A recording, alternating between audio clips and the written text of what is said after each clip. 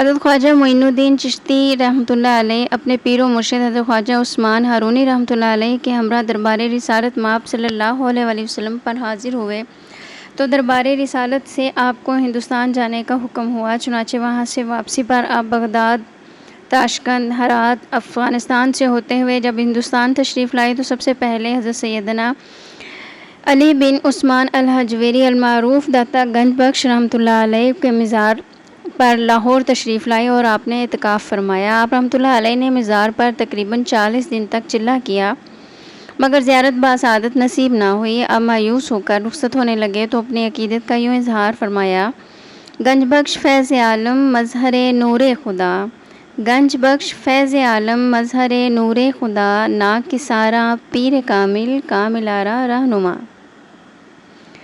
اس کا ہم ترجمہ دیکھتے ہیں کہ گنج بخش یعنی نعمتوں کو بخشنے والے، دنیا کے لیے فیض کا سرچشمہ اور اللہ کے نور کا مظہر، وہ ناقصوں کے لیے پیر کامل اور کاملوں کے لیے بھی رہبر ہیں۔ اسی رات حضرت خواجہ معین الدین چشتی رحمۃ اللہ علیہ کو حضرت داتا گنج بخش رحمۃ اللہ علیہ کی زیارت نصیب ہوئی۔ حضرت داتا گنج بخش رحمۃ اللہ علیہ نے آپ کی ولایت ہند پر مہر ثبت کی اور آپ کو سلطان الہند کا خطاب دیا، ساتھ ہی آپ کو اجمیر جانے کا حکم بھی دے دیا۔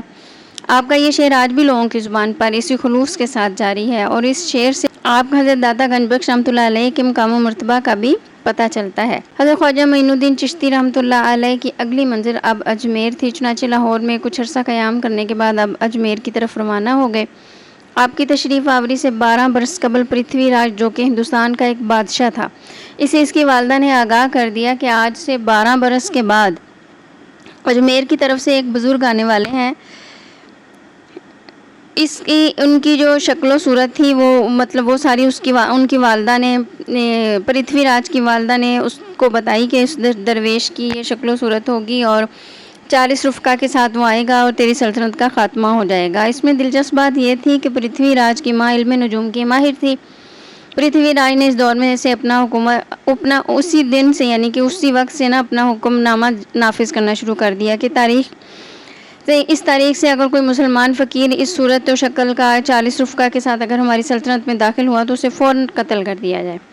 چنانچہ حضرت خواجہ معین الدین چشتی رحمۃ اللہ علیہ لاہور سے روانہ ہو کر پٹیالہ پہنچے تو پرتھوی راج کے سپاہیوں نے آپ کو پہچان لیا اور وہ حاکم کو اطلاع دی اور اپنے حاکم کو یعنی پرتھوی راج کو اطلاع دے دی۔ حاکم کے سپاہیوں نے بطور فریب آپ سے عرض کیا کہ اگر ارشاد ہو آپ کے قیام کی جگہ تجویز کر دیں۔ آپ نے منظور فرمایا۔ مراقبے میں حضور نبی کریم صلی اللہ علیہ وآلہ وسلم کی جانب سے آپ کو حکم ہوا کہ یہ لوگ دھوکے باز ہیں، آپ ان کی باتوں میں نہیں آنا۔ دربار رسالت میں آپ سے ہدایت پاتے ہی حضرت خواجہ معین الدین چشتی رحمۃ اللہ علیہ نے حاکم کی دعوت رد کر دی اور فرمایا کہ ہم فقیر لوگ ہیں، ایک جگہ قیام نہیں کرتے۔ اس کے بعد حضرت خواجہ معین الدین چشتی رحمۃ اللہ علیہ وہاں سے روانہ ہو گئے۔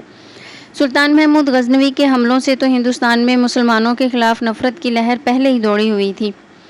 سلطان شہاب الدین غوری کی شکست نے ہندوؤں کے حوصلے اور بھی بلند کر دیے۔ تعصب کی اس قدر فراوانی ہوگی کہ اگر کہیں کوئی مسلمان نظر آ جاتا تو اس کی بوٹیاں تک کاٹ ڈالتے۔ حضرت خواجہ معین الدین چشتی رحمۃ اللہ علیہ دہلی پہنچے اور راج مندر اور راج محل کے درمیان ڈیرا لگا لیا۔ آپ اور آپ کے رفقا کو دیکھ کر سارے شہر میں غیظ و غضب کی لہر دوڑ گئی۔ اس زمانے میں دہلی پر پرتھوی راج کے قلعہ اور لال کوٹ کے مجموعے کا نام تھا۔ حضرت خواجہ معین الدین چشتی رحمۃ اللہ علیہ کے زمانے میں دہلی عین اس مقام پر تھا جہاں قطب الاقطاب حضرت قطب الدین بختیار کاکی رحمۃ اللہ علیہ کی لاٹھی موجود ہے۔ حضرت خواجہ معین الدین چشتی رحمۃ اللہ علیہ نے دہلی پہنچ کر راج محل اور مندر کے درمیان ڈیرا لگا لیا۔ آپ کی روحانی رعب و جلال کی وجہ سے کسی بددین کو ایذا پہنچانے کی جرأت تو نہ ہوئی مگر شہر کے کاہنوں کا ایک وفد کھانڈے راؤ حاکم دہلی کے پاس جا کر فریادی ہوا کہ ان مسلمان فقیروں سے دیوتا ہمارے جو ہیں وہ ناراض ہیں، اگر ان کو اولین فرصت میں یہاں سے شہر بدر نہ کیا گیا تو دیوتاؤں کا قہر جو ہے وہ ہماری سلطنت کو تباہ کر دے گا۔ کھانڈے راؤ حاکم دہلی نے اسی وقت حکم دیا کہ ان فقیروں کو شہر سے نکال دیا جائے۔ چنانچہ حاکم دہلی کھانڈے راؤ کے حکم کی تعمیل کے لیے پولیس کی ایک دستہ حضرت خواجہ معین الدین چشتی رحمۃ اللہ علیہ کے پاس آیا، آپ سے بات چیت کی اور حالات دریافت کیے۔ وہ پولیس افسر آپ کے اور اس کے سپاہی آپ کے اخلاق اور محبت سے اس قدر متاثر ہوئے کہ فوراً اسلام قبول کر لیا اور آپ کے جانسار بن گئے۔ ان لوگوں کے مسلمان ہو جانے سے دوسرے لوگ بھی رغبت حاصل کرنے لگے اور وہ بھی رفتہ رفتہ مسلمان ہونے لگے۔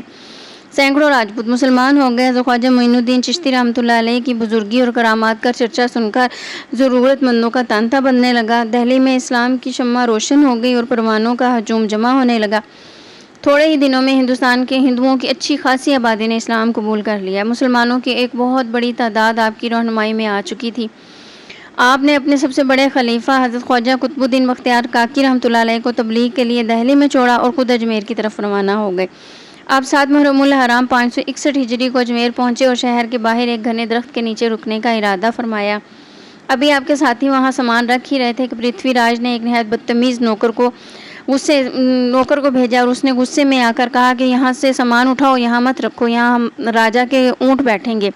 ये सुनकर आपने फरमाया, हमें ऊँटों से क्या गर्ज, वो यहाँ बैठ कर रहें। चुनाचे आप अपने साथियों के साथ अन्ना सागर झील के किनारे इसी पहाड़ी पर चले गए जहाँ आपकी चिल्लागाह अभी भी मौजूद है। शाम को जब राजा के ऊँट इसी जगह पर आए और बैठ गए और फिर उसके बाद उन्होंने अपनी जगह से हिलने का नाम तक ना लिया। नौकरों ने उन्हें उठाने की बहुत कोशिश की, उन्हें खूब मारा पीटा, लेकिन ऊँट टस से मस न हुए। बस सूरत हाल देख कर नौकर दौड़ते हुए राजा के पास गए, उन्हें सारा वाक़या बताया। पृथ्वीराज के होश उड़ गए। कुछ देर सोचने के बाद उसने कहा कि परेशानी का हल ये है कि इस दरवेश के पास जाओ और उसके कदमों में सर रखो और अपनी आजिज़ी का इजहार कर दो। नौकरों ने ऐसा ही किया। पृथ्वीराज अपनी माँ की पेशनगोई की वजह से पहले ही बहुत खौफजदा था। हज़रत ख्वाजा मोइनुद्दीन चिश्ती रहमतुल्लाह अलैह का अजमेर आना और उसकी इस बात का यकीन था कि वो इनका मुकाबला नहीं कर सकता। सरहदों और मुल्क की सख्त निगरानी के बावजूद इस फ़कीर का सही सलामत यहाँ पहुँच जाना उसके लिए मौत का पैगाम तो था, मगर वो एक बादशाह भी था और हिंदुस्तान का सबसे बड़ा बादशाह था। इसके पास हुकूमत, ताकत और दौलत सब कुछ था। बगैर किसी वजह के हथियार डालना इसकी शान के खिलाफ था। फिर भी इसे ये हकीकत माननी पड़ी और इसने नौकरों से ये बात कह दी कि इन फ़कीरों को रास्ते से हटाना आसान काम नहीं। इस नई मुसीबत का इलाज ये है कि इस फ़कीर के कदमों में सर रखो और आसान अपना मतलब निकलवाओ ताकि हम रुसवाई से बच जाएं। यानी उसने एक मुनाफिकाना रवैया इख्तियार किया कि बज़ाहिर आजिज़ी दिखाई, लेकिन उसके अंदर एक मुनाफिकत छुपी हुई थी। लिहाजा नौकरों ने हुक्म की तामील की और हज़रत ख्वाजा मोइनुद्दीन चिश्ती अजमेरी रहमतुल्लाह अलैह के कदमों में सर रख कर माफ़ी मांगी। आपने फरमाया, जाओ तुम्हारे ऊँट खड़े हो गए हैं। नौकरों ने जब वापस आकर देखा तो ऊँट तो वाकई खड़े थे। उन्होंने जाकर राजा को इतला दी और पृथ्वीराज ये देखकर बहुत बहुत हैरान रह गया। हज़रत ख्वाजा मोइनुद्दीन चिश्ती ने अन्ना सागर के किनारे एक सायादार दरख्त के नीचे आराम फरमाया। वहाँ एक ग्वाला राजा की गाय चरा रहा था। आपने ग्वाले से फरमाया, हमें दूध पिलाओ। ग्वाले ने कहा, ये राजा की गाय हैं, इनमें से कोई भी दूध नहीं देती। हज़रत ख्वाजा मोइनुद्दीन चिश्ती रहमतुल्लाह अलैह ने एक बछिया की तरफ इशारा करते हुए फरमाया, जाओ इस बछिया का दूध लेकर आओ। ग्वाला हैरान था, लेकिन वो इस बछिया के पास गया, इसके थनों पर हाथ फेरा। आपकी करामत से देखते ही देखते बछिया के थन दूध से भर गए और इस बछिया ने इतना दूध दिया कि आप और आपके साथियों ने पेट भर कर पिया। आपकी ये करामत देखकर हिंदू ग्वाला फ़ौरन से मुसलमान हो गया। अन्ना सागर के किनारे जिस जगह ख्वाजा मोइनुद्दीन चिश्ती रहमतुल्लाह अलैह ने क़याम फरमाया, वहाँ बेशुमार मंदिर थे और इन मंदिरों में तकरीबन 1000 बुत, 300 के करीब पुजारी। इन मंदिरों में रोशनी का इंतज़ाम क्योंकि पृथ्वीराज की तरफ से किया गया था। रोज़ाना 3.5 मन तेल इन मंदिरों में जलाया जाता था। इनमें ख़ास मंदिर पृथ्वीराज का था, जिसके अखराजात के लिए कई गाँव पृथ्वीराज ने वक्फ किए हुए थे। इस मंदिर का नाम राज मंदिर था, जिसमें राजा, उमरा और आला तबके के अलावा आम लोगों को दाखिले की इजाज़त ही नहीं थी। इन मंदिरों के करीब आप और आपके साथी तालाब में वज़ू करके नमाज़ पढ़ते। अजमेर के हिंदू खासतौर पर बरहमन को ये बातें पसंद न थी। उन्होंने अपने सिपाहियों को हुक्म दिया कि इन फ़कीरों को फ़ौरन मंदिरों के पास से हटा दो। पृथ्वीराज के इस हुक्म पर अमल करने के लिए पुलिस का एक दस्ता, जिसके पास मुकामी हिंदुओं और ख़ास तौर पर बरहमनों का एक बड़ा गिरोह था, ख्वाजा मोइनुद्दीन चिश्ती रहमतुल्लाह अलैह को अन्ना सागर के किनारे से हटाने के लिए रवाना हुआ। पुलिस ने आपसे कहा कि यहाँ से उठकर फ़ौरन शहर से निकल जाओ, वरना ताकत का इस्तेमाल करके आपको यहाँ से निकाल दिया जाएगा। सीरो लकताब में ये वाक़या कुछ इस तरह से बयान किया गया है कि सरकारी लोग बरहमन हिंदू अपने हथियार, लाठियाँ, गोफनियाँ या जो भी उनका वो था औजार उनके पास से वो लेकर रवाना हुए और हज़रत ख्वाजा मोइनुद्दीन चिश्ती रहमतुल्लाह अलैह का और आपके साथियों का घेराव कर लिया। इनका मकसद सिर्फ आपको अजमेर से निकालना नहीं था, बल्कि वो आप और आपके साथियों को कत्ल करना चाहते थे। चुनाचे जब सरकारी लोगों और हिंदुओं ने मिलकर हज़रत ख्वाजा मोइनुद्दीन चिश्ती रहमतुल्लाह अलैह और आपके साथियों का घेराव कर लिया और आप लोगों को मारने यानी आप हज़रत ख्वाजा मोइनुद्दीन चिश्ती और आपके लोगों को मारने के लिए आगे बढ़े, تو آپ نے ایک مٹھی خاک لے کر اس کے اوپر آیت الکرسی پڑھی اور ان کی طرف پھینک دی۔ جس شخص پر اس خاک کے ذرے پڑے وہ دیوانہ ہو گیا، اس کا جسم خشک ہو گیا اور وہ لوگ بے حس و حرکت ہو گئے۔ باقی ہندو جو یہ منظر دیکھ رہے تھے ان میں بھگدڑ مچ گئی۔ وہ بھاگتے ہوئے پرتھوی راج کے پاس پہنچے اور اسے سارا واقعہ بیان کیا۔ باقی لوگ جو پیچھے بچ گئے تھے انہوں نے مندروں میں چھپ کر پناہ لی۔ اس واقعے سے پرتھوی راج اور زیادہ پریشان ہو گیا۔ اس واقعے سے پہلے کے واقعے میں پرتھوی راج کے اونٹ ایک ہی جگہ پر بیٹھ گئے۔ اس ایک لگاتار ناکامیوں کے بعد ہندوؤں کی بے بسی واضح ہو چکی تھی اور یہ حقیقت کھل کر سامنے آ گئی تھی کہ حضرت خواجہ معین الدین چشتی رحمۃ اللہ علیہ کا مقابلہ کرنا بہت مشکل ہے۔ اس لیے جنگ چھوڑ کر برہمنوں نے ایک اور راستہ اختیار کیا۔ وہ مندروں کے سب سے بڑے پجاری رام دیو کے پاس گئے اور اسے تمام حالات بتا کر مدد کی درخواست کی۔ رام دیو نے ساری کہانی سن کر بڑی دیر سوچنے کے بعد کہا یہ فقیر بہت بڑا صاحب کمال اور پہنچا ہوا ہے، میں اس کا مقابلہ نہیں کر سکتا۔ رام دیو جادوگری کا ماہر تھا۔ اس نے کہا ہاں البتہ اس فقیر کا مقابلہ ایک جادوگر کے ذریعے کیا جا سکتا ہے، یعنی جادو کے ذریعے اس کا مقابلہ کرتے ہیں۔ یہ ممکن ہے کہ ہم جادو کے ذریعے اس کو اپنے سحر میں جکڑ دیں۔ چنانچہ رام دیو نے تمام پجاریوں کو جادو اور سحر کے منتر سکھائے اور انہیں بتایا کہ ان منتروں کے سامنے یہ فقیر اور اس کے ساتھی ٹھہر نہیں سکیں گے۔ سحر اور جادو کی تعلیم دینے کے بعد رام دیو نے اپنے شاگردوں کے ساتھ انا ساگر جھیل کے کنارے آیا اور رام دیو سب سے آگے تھا۔ اس کے پیچھے اس کے تمام پجاری اور شاگرد تھے۔ جب رام دیو اور اس کے شاگردوں نے اپنے منتر پڑھنا شروع کیے تو کسی خادم نے حضرت خواجہ معین الدین چشتی رحمۃ اللہ علیہ کو یہ ساری صورتحال سے آگاہ کیا۔ اس پر آپ رحمۃ اللہ علیہ نے فرمایا اس کا جادو کام ہی نہیں کرے گا اور یہ دیو سے ہی راستے پر آ جائے گا۔ یہ فرما کر حضرت خواجہ معین الدین چشتی رحمۃ اللہ علیہ نماز پڑھنے میں مشغول ہو گئے۔ تھوڑی ہی دیر میں رام دیو اور اس کے ساتھی آپ رحمۃ اللہ علیہ کے قریب آ گئے۔ آپ نے نماز سے فارغ ہو کر جیسے ہی اس مجمع پر نظر ڈالی وہ سب وہیں پر رک گئے اور ان کی زبانوں پر تالے لگ گئے اور ان کو بولنے چلنے کی قوت ان کی ختم ہو کر رہ گئی۔ رام دیو حضرت خواجہ معین الدین چشتی رحمۃ اللہ علیہ کو دیکھ کر تھر تھر کانپنے لگا۔ وہ اپنی زبان سے رام رام کہنا چاہتا تھا مگر اس کی زبان سے رحیم رحیم رحیم نکل رہا تھا۔ یہ حال دیکھ کر پجاریوں نے اپنے رام دیو کو نصیحت کرنا شروع کی کہ یہ کیا کر رہے ہو، مگر اس کی حالت یہ تھی کہ جو کچھ بھی اس کے ہاتھ لگا چاہے وہ لکڑی ڈنڈا پتھر وہ لے کر آئے تھے اپنے پجاریوں پر ٹوٹ پڑا اور کئی پجاریوں کے سر پھاڑ دیے اور ہاتھ پیر توڑ دیے، جس کے بعد وہ تمام پجاری وہاں سے بھاگ گئے۔ حضرت خواجہ معین الدین چشتی رحمۃ اللہ علیہ نے اپنے خادم کے ہاتھ پانی کا ایک بھرا ہوا پیالہ رام دیو کے پاس بھیجا۔ رام دیو نے یہ پانی کا پیالہ بڑے شوق سے پی لیا۔ پانی کا پینا ہی تھا کہ اس کے دل سے کفر کی تاریکی دور ہو گئی اور وہ آپ رحمۃ اللہ علیہ کے قدموں میں گر گیا۔ اس نے توبہ کی، مسلمان ہو گیا۔ رام دیو کے مسلمان ہونے سے آپ بہت خوش ہوئے، آپ کا نام شادی دیو رکھ دیا۔ خواجہ صاحب کی کرامات کا ذکر کرتے ہوئے حضرت قطب الاقطاب حضرت خواجہ قطب الدین بختیار کاکی رحمۃ اللہ علیہ فرماتے ہیں کہ ایک دن حضرت خواجہ غریب نواز کہیں جا رہے تھے۔ شیخ علی خادم بھی آپ کے ساتھ تھا۔ راستے میں کسی شخص نے شیخ علی خادم کا دامن پکڑ کر اسے برا بھلا کہنا شروع کر دیا۔ آپ نے پوچھا کہ کیا بات ہے، تم نے اس کا دامن کیوں پکڑا اور کیوں اسے برا بھلا کہہ رہے ہو؟ وہ شخص کہنے لگا حضور یہ میرا مقروض ہے اور میرا قرضہ واپس نہیں کر رہا۔ قطب الاقطاب حضرت خواجہ معین الدین چشتی بختیار کاکی رحمۃ اللہ علیہ فرماتے ہیں کہ میرے مرشد خواجگان حضرت خواجہ معین الدین چشتی اجمیری رحمۃ اللہ علیہ نے فرمایا کہ تم اسے چھوڑ دو، تمہارا قرضہ تمہیں واپس مل جائے گا۔ وہ شخص جو بڑا مغرور اور بدتمیز بھی تھا اس نے خواجہ غریب نواز کی بات ماننے سے انکار کر دیا۔ چنانچہ آپ کو غصہ آیا اور آپ نے اپنی چادر اتار کر زمین پر پھیلا دی اور فرمایا کہ اس چادر کے نیچے سے جتنا تمہارا قرضہ ہے لے لو، لیکن خبردار زیادہ لینے کی کوشش نہ کرنا۔ خواجہ بختیار کاکی رحمۃ اللہ علیہ فرماتے ہیں کہ اس شخص نے اپنے قرض سے زیادہ رقم اٹھا لی اور اسی وقت اس کا ہاتھ سوکھ گیا۔ اس طرح ایک دن حضور خواجہ غریب نواز رحمۃ اللہ علیہ جو حضرت معین الدین چشتی اجمیری کے ساتھ سفر کرتے ہوئے ایک صحرا سے گزرے۔ وہاں آگ کی پوجا کرنے والے ایک گروہ کو دیکھا جو آگ کی پوجا میں مصروف تھے۔ یہ لوگ گروہ کی شکل میں آگ کے گرد حلقہ بنا کر عبادت کر رہے تھے۔ یہ لوگ اتنے سخت ریاض تھے اور محنتیں کرتے تھے کہ 6 مہینے تک دانہ پانی منہ میں نہیں ڈالتے تھے۔ اس قدر ریاضت سے ان کے دل اتنے صاف ہو گئے تھے کہ وہ فوراً دل کی بات بتا دیتے تھے اور لوگ ان کی باتوں سے گمراہ ہو جاتے تھے۔ آپ نے ان کی آگ کی پوجا کی وجہ پوچھی تو ان لوگوں نے جواب دیا کہ ہم اس لیے آگ کو پوجتے ہیں کہ دوزخ کی آگ میں ہمیں تکلیف نہ پہنچے۔ حضرت خواجہ معین الدین چشتی رحمۃ اللہ علیہ نے فرمایا کہ دوزخ سے بچنے کا یہ طریقہ درست نہیں۔ اس آگ کو جس نے پیدا کیا ہے اس پیدا کرنے والے کی عبادت کرو، پھر دیکھنا آگ کی کیا مجال کہ تمہیں ذرا سا بھی نقصان پہنچا سکے۔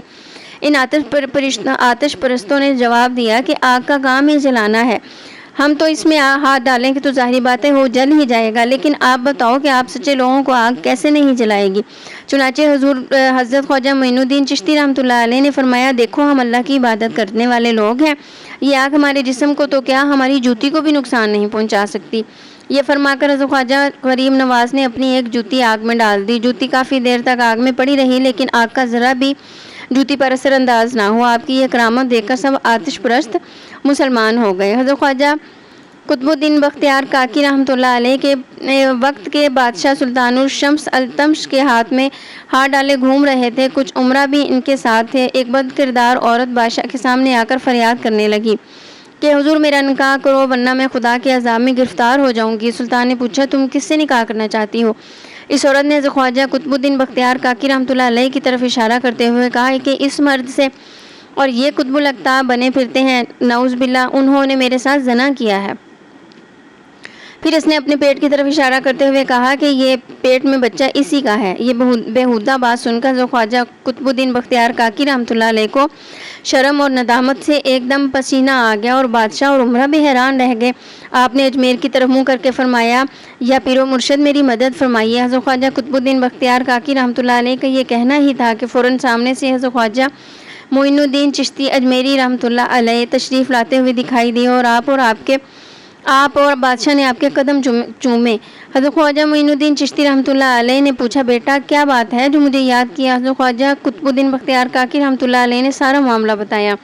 حضرت خواجہ غریب نواز نے اس عورت کے پیٹ کی طرف اشارہ کرتے ہوئے فرمایا، اے بچے سچ سچ بتا، تیری ماں نے جو الزام قطب الدین بختیار کاکی پر لگایا ہے کیا وہ صحیح ہے یا غلط؟ ماں کے پیٹ سے بچہ فوراً بول اٹھا، حضور یہ الزام بالکل غلط ہے، یہ عورت انتہائی بدکار اور جھوٹی ہے، اس نے جھوٹ الزام لگایا ہے۔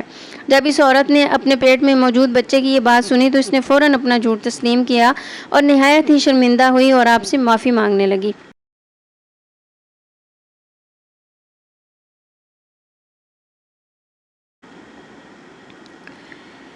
شادی دیو کے اسلام قبول کرنے سے پرتھوی راج کو یقین ہو گیا کہ یہ فقیر کی نہیں بلکہ پکے جادوگروں کی جماعت ہے اور کوئی جادوگر ہی ان کا مقابلہ کر سکتا ہے۔ چنانچہ پرتھوی راج نے اپنے زمانے کے سب سے بڑے جادوگر گرجے پال کو مقابلے پر مقرر کر دیا۔ جے پال ہندوستان کا سب سے بڑا جادوگر تھا۔ اس کے 300 شاگرد تھے جو اپنے اپنے کاموں میں ماہر اور استاد تھے۔ جے پال پرتھوی راج کا خاندانی گروہ بھی تھا اور بادشاہ کی اس بے پناہ عزت کرتا تھا، اس کا بہت احترام کرتا تھا۔ جے پال علم النجوم اور عمل کا بھی بہت بڑا ماہر تھا۔ پرتھوی راج نے جے پال کو اپنے دربار میں بلایا اور تمام حالات بتا کر مدد کی درخواست کی۔ جے پال کو اپنے علم اور کمال پر پورا بھروسہ تھا، چنانچہ اس نے کہا کہ اطمینان رکھیں، میں اس فقیر کو اجمیر سے نکال کر رہوں گا۔ یہ ساری کارروائی بادشاہ اور عوام کی مرضی سے ہو رہی تھی، ہندو بھی اس میں شامل تھے اور بادشاہ بھی۔ پجاری اور برہمن خوش تھے کہ اب یہ فقیر جے پال کی جادوگری کا کہاں تک مقابلہ کر سکے گا اور لاچار اور مجبور ہو کر اجمیر شریف سے چلا جائے گا۔ جے پال نے اپنے تمام شاگردوں کو جمع کیا اور انہیں جادوگری اور سحر کا سامان دیا، اور اس کے بعد وہ حضرت خواجہ معین الدین چشتی رحمۃ اللہ علیہ سے مقابلے کے لیے دوبارہ سے روانہ ہوئے۔ ادھر سے کسی نے آپ کو پھر سے اطلاع دی کہ جے پال مقابلے کے لیے آ رہا ہے۔ شادی دیو اسلام قبول کرنے کے بعد خواجہ معین الدین چشتی رحمۃ اللہ علیہ کا غلام بن گیا اور ہر وقت آپ کی خدمت میں لگا رہتا۔ آپ نے شادی دیو کو حکم دیا کہ جاؤ اور یہ پیالہ انا ساگر کے پانی سے بھر لاؤ۔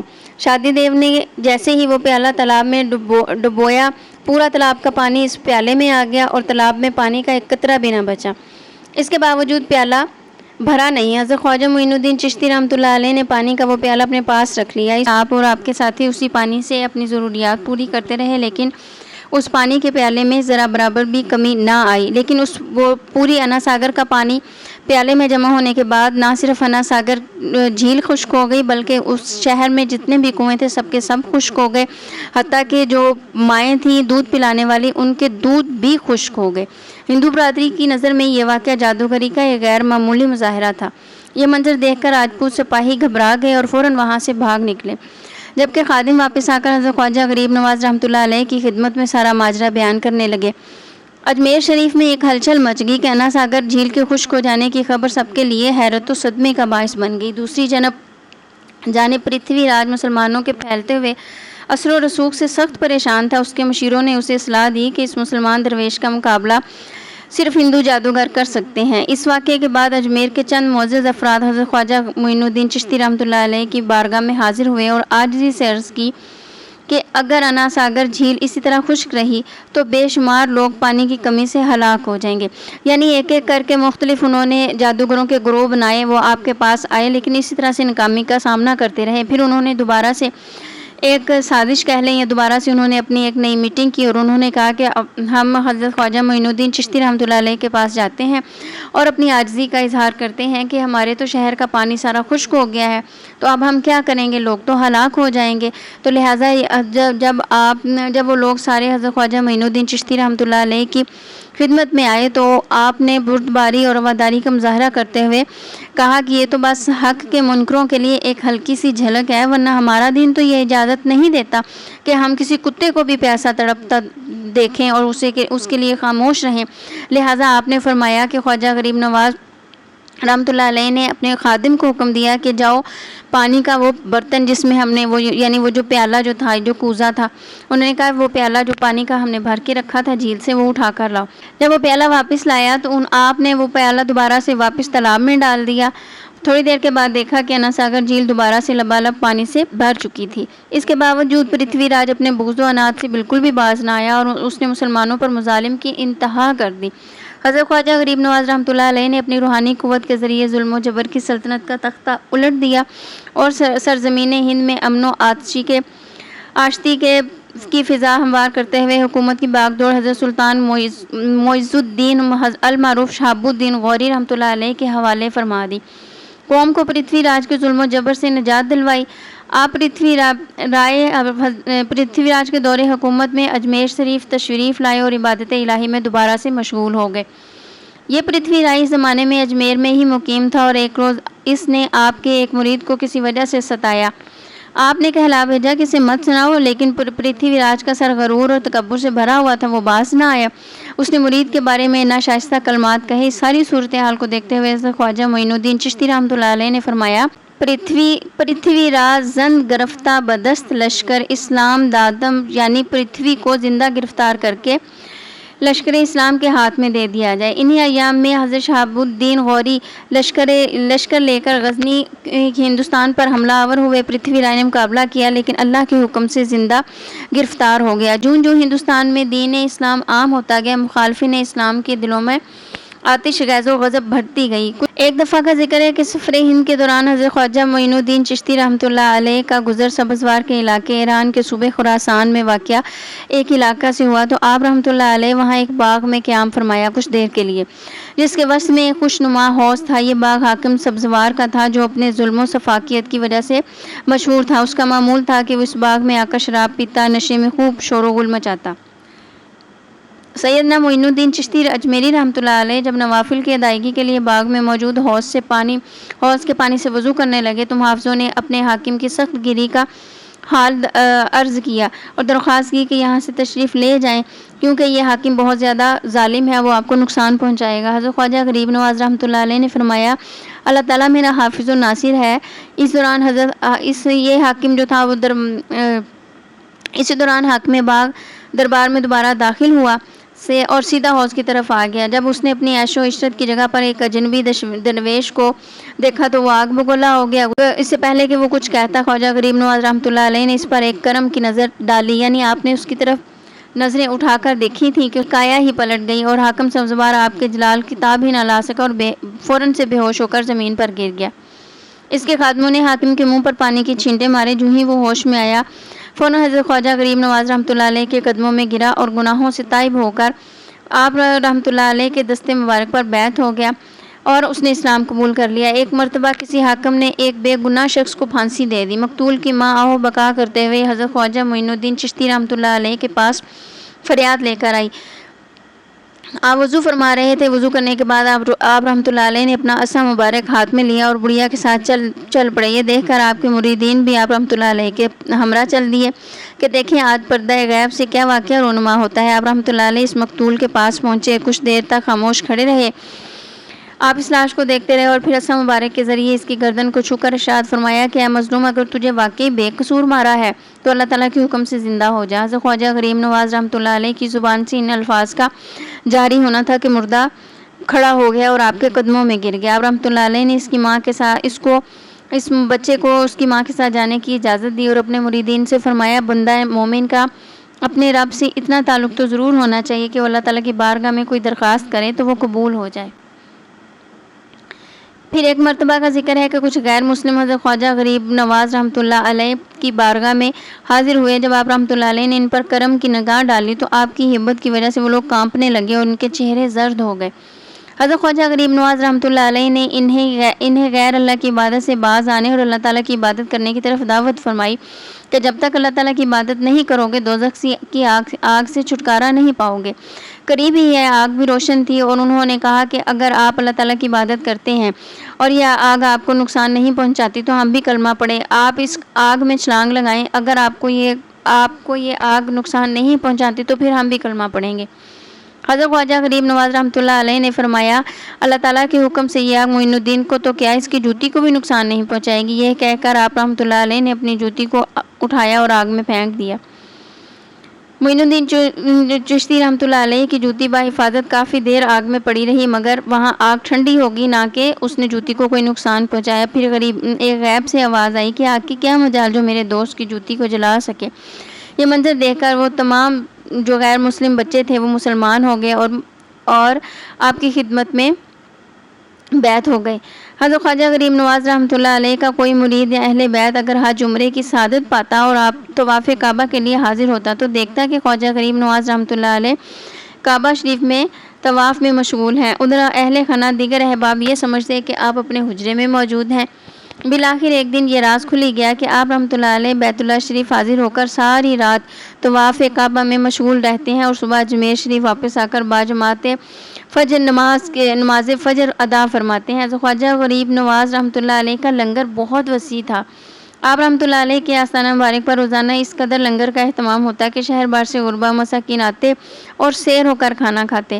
حضرت خواجہ غریب نواز رحمۃ اللہ علیہ جب اخراجات کے لیے آپ کی بارگاہ میں حاضر ہو کر عرض کرتے تو آپ مصلی کا کنارہ اٹھاتے، اس کے نیچے سے جو خزانہ نکلتا آپ اپنے خادمین کو دیتے کہ لنگر کے لیے جتنی رقم درکار ہے اس میں سے لے لی جائے، اور آپ کی سخاوت اتنی زیادہ تھی کہ آپ کو لوگ خواجہ غریب نواز رحمۃ اللہ علیہ کے لقب سے پکارتے ہیں۔ امید کرتی ہوں آپ کو میری ویڈیو اچھی لگے گی، اور اگر اچھی لگے تو کمنٹ ضرور کیجیے گا۔ تو اللہ تعالیٰ ہم سب کو آسانیاں عطا فرمائے اور آسانیاں تقسیم کرنے کا شرف عطا فرمائے۔ ملتی ہوں اگلی ویڈیو میں۔ اللہ حافظ۔